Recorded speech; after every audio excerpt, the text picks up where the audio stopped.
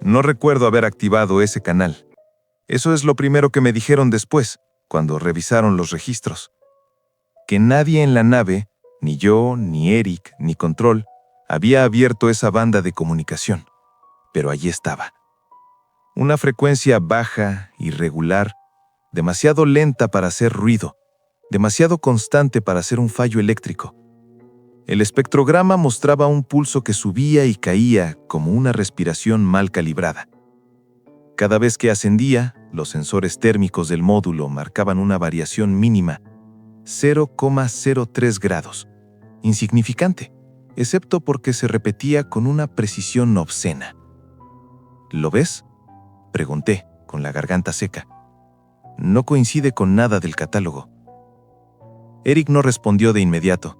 Estaba inclinado sobre la consola secundaria, los dedos suspendidos sobre el teclado, como si hubiera olvidado qué venía después del gesto. El visor de su casco reflejaba las gráficas curvas del radar lunar, deformándole el rostro en líneas quebradas. «Eric», parpadeó. Una vez. Dos. «Sí», dijo al fin. «Lo veo». Pero no añadió nada más. El silencio dentro del módulo no era vacío, pesaba. En la luna el sonido no viaja, pero dentro del traje cada respiración se amplifica, cada latido se vuelve íntimo y ajeno al mismo tiempo. Sentía mi propio pulso golpearme en las sienes, acompasado con ese otro pulso que no debería existir. La misión llevaba 32 días en superficie. No éramos novatos, éramos especialistas jóvenes, sí, seleccionados por nuestras puntuaciones absurdamente altas y por una confianza que ahora reconozco como arrogancia funcional. Habíamos pasado años entrenando para anomalías, lecturas falsas, ecofantasma, reflexiones imposibles del radar. Nada en los simuladores se parecía a aquello. «Marca la ubicación», dije. «Si es un artefacto geológico». «No lo es», me interrumpió. Giré la cabeza hacia él. El tono no era alarmado, era plano, demasiado seguro. «¿Cómo lo sabes?» Eric tardó en responder. Conté mentalmente los segundos. 1, 2, 3, 4, 5. «Porque la señal no viene del subsuelo», dijo. «Viene de algo que está esperando». El radar mostró entonces una geometría que me hizo apretar los dientes. Las ondas rebotaban formando ángulos que no cerraban. No era interferencia, era como si el espacio mismo no supiera cómo devolver la señal. «Control, aquí módulo Argos», intenté. «Tenemos una lectura fuera de rango. Solicito confirmación». Nada. La estática habitual no respondió. Solo ese pulso, grave, rítmico. Sentí sudor frío deslizarse por mi espalda, atrapado dentro del traje. Me obligué a inspirar despacio. No estaba asustado. Todavía no. Estaba concentrado. Eso me repetía. «Regresamos», dije. «Marcamos coordenadas y regresamos». Eric negó con la cabeza. El gesto fue mínimo, pero me heló más que la ausencia de aire allá afuera. «No», murmuró. «Ya la encontramos». No recuerdo haberle preguntado qué. El interrogatorio siempre empieza igual. La misma habitación blanca, la misma mesa, el mismo hombre que no toma notas cuando hablo, pero sí cuando callo. Me pidió que describiera la cueva por tercera vez. Le dije que no estaba seguro de si mis recuerdos eran míos o si los reconstruí después, viendo las grabaciones. Aún así, lo intenté. La abertura no figuraba en ningún mapa previo. No era un cráter, no era un tubo volcánico típico. Era una interrupción, como si alguien hubiera retirado un fragmento del paisaje lunar y lo hubiera dejado mal encajado. El vehículo antigravedad se detuvo solo. No activé el freno. Eso también lo verificaron después. El interior de la cueva reaccionó a nuestras luces. No reflejaba, respondía. Un brillo violáceo surgía de las paredes pulidas, demasiado lisas para ser naturales. No había polvo, no había marcas de impacto. El suelo no mostraba erosión. «Esto no es erosión lunar», dije en el registro de audio. Parece trabajado. Eric estaba detrás de mí. Lo sabía porque escuchaba su respiración, rápida, irregular. No deberíamos entrar, dijo. Ya lo había dicho antes, muchas veces, pero esta vez había algo distinto. No era miedo, era urgencia. Solo unos metros, respondí. Tomamos muestras y el pulso empezó ahí. No con los oídos, con los dientes. Una vibración sorda me recorrió la mandíbula, bajó por el cuello y se asentó en el esternón. El sensor biométrico marcó un aumento de frecuencia cardíaca. El traje lo registró como estrés moderado. Avancé. Cada paso hacía que el suelo devolviera una sensación elástica, como si se diera una fracción microscópica bajo mi peso. Pensé que era sugestión. Pensé muchas cosas para no pensar en otra. La cámara del casco captó la sala final antes que mis ojos. Una cavidad circular, demasiado simétrica. Y en el centro, no era un huevo. Eso fue una simplificación posterior, una palabra torpe para algo que no tenía categoría.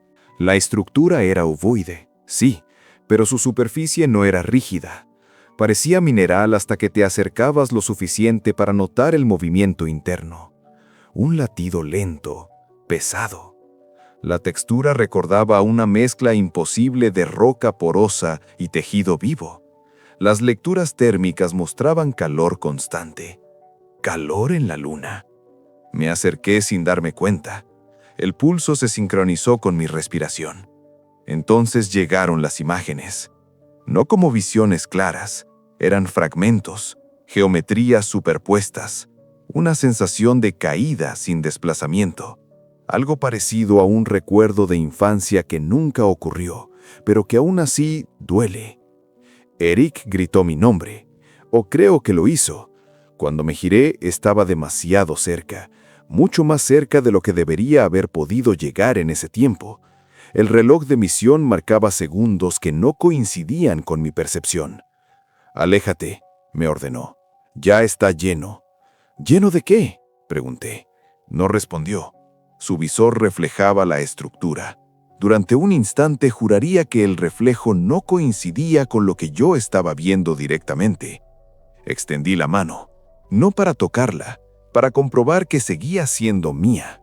La superficie del objeto se contrajo, y algo, desde dentro de mi cráneo, me reconoció. No con palabras, con certeza. No puedo precisar cuándo empezó a estirarse el tiempo. En los informes posteriores hablan de desincronización subjetiva, de una respuesta psicológica extrema ante un estímulo desconocido. Palabras limpias, seguras. Ninguna sirve. Lo primero que noté fue que los sonidos llegaban tarde. Moví el brazo y el roce del traje contra sí mismo tardó un instante en alcanzarme, como si hubiera viajado desde otro lugar. El indicador de oxígeno parpadeó una vez, luego volvió a la normalidad. Nada fallaba, y sin embargo todo parecía ligeramente fuera de lugar. «Retírate», dijo Eric por el comunicador. Su voz tenía un eco extraño, no de reverberación, sino de repetición, como si cada palabra dejara un rastro. «Estoy bien», mentí. La estructura pulsó. Esta vez el latido no vino acompañado de vibración, sino de una presión interna, como si algo presionara desde el interior de mis ojos hacia afuera. El HUD mostró una interferencia momentánea, líneas que no correspondían a ningún error conocido. El objeto no emitía sonido, el objeto producía alineación. Me di cuenta entonces de que mis pensamientos habían empezado a ordenarse alrededor de él. Ideas que normalmente habrían chocado entre sí se acomodaban con una facilidad inquietante. Recuerdos inconexos encontraban continuidad. Incluso el miedo parecía funcional. «Tenemos que documentarlo», dije, más para mí que para Eric. Activé la cámara manual del casco. El golpe llegó desde la izquierda. No fue violento al principio, solo lo suficiente para desviar la lente y hacerla chocar contra la pared pulida. El impacto resonó dentro de mi cabeza con un retardo imposible. Vi la fisura en el cristal antes de sentir el golpe. «¡No!», gritó Eric. «¡No mires! ¡No grabes!». Me giré hacia él. Estaba temblando. No como alguien asustado, sino como alguien que se está conteniendo. Sus manos estaban cerradas en puños rígidos. El indicador biométrico que compartíamos mostraba picos erráticos en su actividad neural. «Eric, ¿qué te pasa?». Su visor reflejó la luz púrpura. Durante un segundo pensé que veía algo moverse dentro del reflejo, como si su imagen estuviera desfasada de su cuerpo. «Ya habló contigo», dijo. «Lo sé por cómo respiras». Negué con la cabeza. «No ha dicho nada». Eso era cierto. Y no lo era, porque no había palabras, sino estructuras completas de significado que se insertaban entre un pensamiento y otro. No como una invasión violenta, más bien como una corrección. El tiempo volvió a fallar. Eric dio un paso hacia mí y apareció a mi lado. No sentí el desplazamiento, no hubo trayectoria, solo una discontinuidad. El reloj de misión marcó un salto de 36 segundos que yo no viví. «¿Cuánto llevamos aquí?», pregunté. Eric me miró con una expresión que no reconocí. «Tú entraste hace casi una hora». Me reí. La risa sonó falsa incluso dentro de mi casco. «Eso es imposible». «Lo sé», respondió. «Por eso tenemos que irnos, ahora». Detrás de mí, la estructura se contrajo de nuevo. La superficie se agrietó con un sonido que no era audible, pero que sentí en las articulaciones, como si mis huesos lo entendieran mejor que mis oídos. Y entonces, por primera vez, sentí rechazo. No hacia el objeto, hacia Eric. No era odio, era una evaluación fría, automática, un cálculo silencioso que me hizo darme cuenta de que su presencia interfería con algo que se estaba acomodando en mí. Eric debió notarlo, porque fue él quien se abalanzó primero. La pelea no fue caótica. Eso es lo que más me perturba ahora. Siempre pensé que la violencia sería confusa, torpe. Pero allí, en gravedad reducida, cada movimiento parecía anticipado. No por mí, por algo más. Eric chocó contra mí con demasiada fuerza. Su puño impactó contra mi visor y vi fracturarse el mundo en líneas blancas antes de que el sistema de integridad sellara la fisura. El impacto debería haberme desorientado. En cambio, sentí una claridad aguda, casi quirúrgica. «Te dije que no vinieras», repetía. «Te lo dije desde antes». Lo empujé, no con rabia, con corrección. Su cuerpo salió despedido en cámara lenta, flotando hacia la estructura. Durante ese trayecto interminable, el comunicador emitió una frase que no correspondía a su canal de voz. «I'm home». No sé quién la dijo. El contacto fue inmediato. La superficie ovoide se abrió sin romperse. No como una cáscara, sino como un músculo que acepta. La luz púrpura se intensificó, saturando los sensores. Las lecturas se volvieron inútiles. El pulso se aceleró hasta igualar mi frecuencia cardíaca. Eric cayó al suelo, boca abajo. Cuando se levantó, su movimiento no coincidía con la gravedad. Había una fracción de segundo de anticipación en cada gesto, como si su cuerpo supiera lo que iba a hacer antes de hacerlo. El sonido que salió de su comunicador no era lenguaje. Yo retrocedí. No porque tuviera miedo, porque algo dentro de mí, algo que no era mío, evaluó que no convenía quedarse. Corrí. La cueva era más larga de lo que recordaba, o tal vez siempre lo fue, y mi percepción inicial había sido incompleta. Las paredes ya no brillaban, absorbían la luz, dejándome avanzar en una penumbra pesada, donde cada paso parecía hundirse en un silencio espeso. No miré atrás. Sentí la presencia. No detrás, dentro del mismo espacio, compartiendo coordenadas.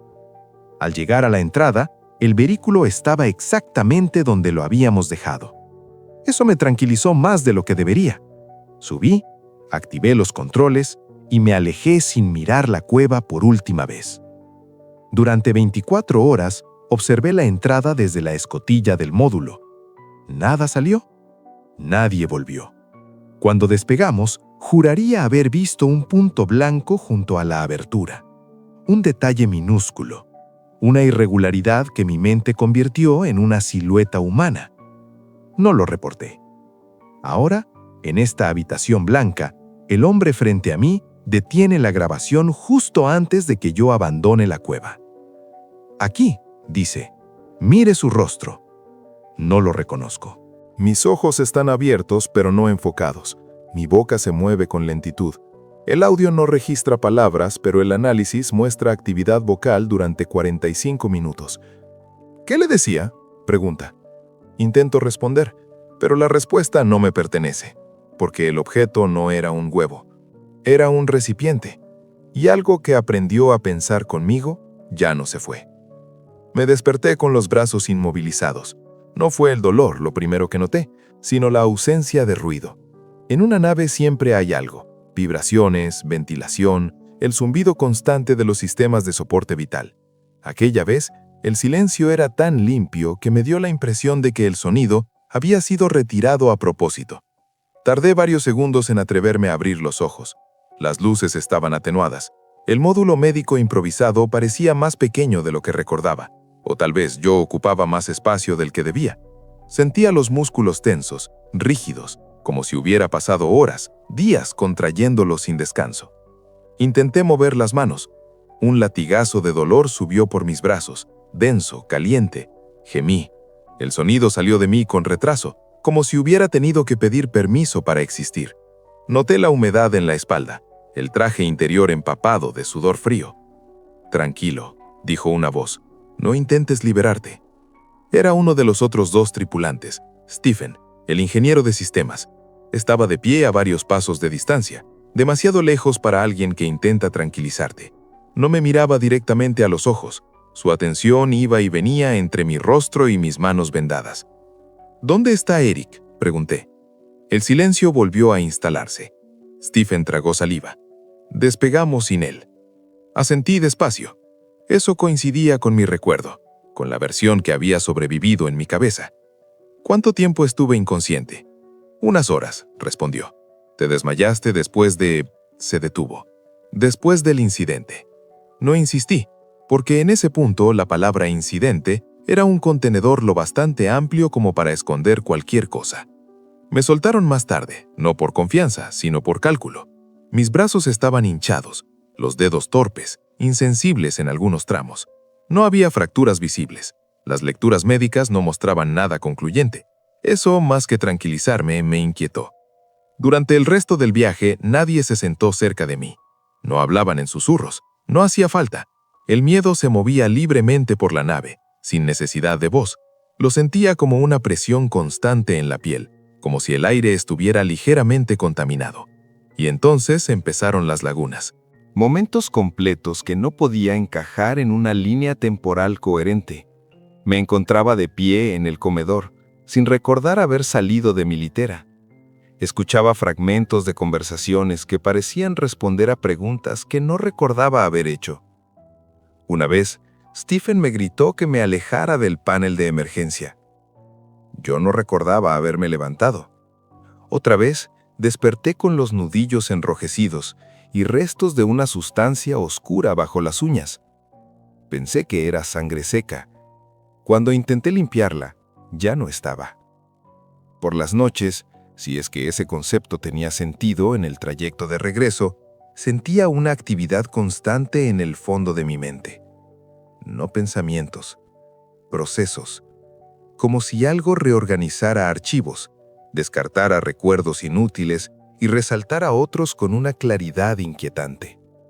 Y siempre, la misma frase emergía cuando intentaba dormir.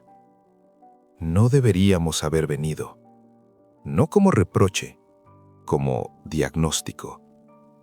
El hombre frente a mí pausa el video.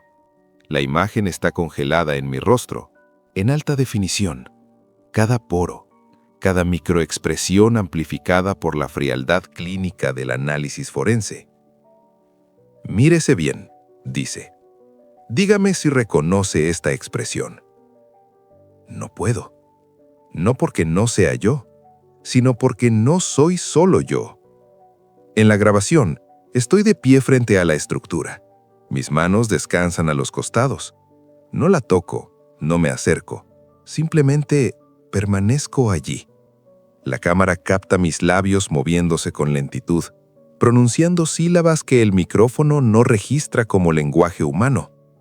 45 minutos, sin moverme, sin mostrar signos de estrés fisiológico. Durante ese tiempo, continúa el hombre, Eric intenta comunicarse con usted. Le habla, le grita. Finalmente intenta apartarlo. La grabación avanza. Eric entra en cuadro. Lo veo desde un ángulo que nunca tuve. Su lenguaje corporal es desesperado, errático. Me sacude, me golpea el casco. Yo no reacciono. Hasta que lo hago. El instante en que mi cabeza se gira hacia él no coincide con el movimiento natural del cuello. Hay un desfase mínimo, apenas unos fotogramas, pero suficiente. Suficiente para que el hombre detenga la grabación de nuevo. Aquí, dice, aquí es donde todo cambia. Mi expresión. No hay rabia, no hay miedo, hay reconocimiento. Después de esto, añade, usted sobrevive. Él no. Cierro los ojos. No porque no quiera ver más, porque ya lo he visto, desde dentro. ¿Qué era eso?, preguntó al fin. ¿Qué encontramos allí? El hombre no responde de inmediato. Se levanta, camina hasta la puerta, apoya la mano en el marco, como si necesitara sentir algo sólido antes de continuar. No encontramos nada, dice. Cuando enviamos la siguiente misión, la cueva ya no estaba. Abro los ojos. Eso es imposible. La luna es grande, responde, y el terreno cambia. No lo creo. Pero tampoco lo contradigo. Hay algo más, continúa. Desde su regreso ha mostrado una capacidad inusual para anticipar decisiones, para prever comportamientos, incluso para detectar inconsistencias en nuestros propios informes. Se gira hacia mí. Usted no recuerda haber hablado durante esos 45 minutos, dice. Pero desde entonces nunca ha dejado de hacerlo. Siento una presión familiar detrás de los ojos. No dolor, alineación. No se preocupe, añade. No creemos que sea una amenaza. Asiento. Yo tampoco. Porque ahora entiendo. La estructura no era un huevo, era un marco cognitivo. Un lugar de paso, un recipiente diseñado no para contener vida, sino para trasladarla. No necesitaba salir conmigo, solo necesitaba aprender a pensar como yo. El hombre apaga la pantalla. Volveremos más tarde, dice. Descanse. Cuando se va, la habitación queda en silencio. Un silencio que ya no pesa, porque no estoy solo en él, y porque en algún lugar entre mis pensamientos, algo más sigue evaluando el universo con una calma que no es humana. No deberíamos haber venido. Transmisión recibida. Has llegado al final de esta frecuencia, pero la señal de radio Sci-Fi 88.7 nunca se detiene. ¿Te atreves a sintonizar más historias? Suscríbete para no perderte la próxima transmisión de horror cósmico.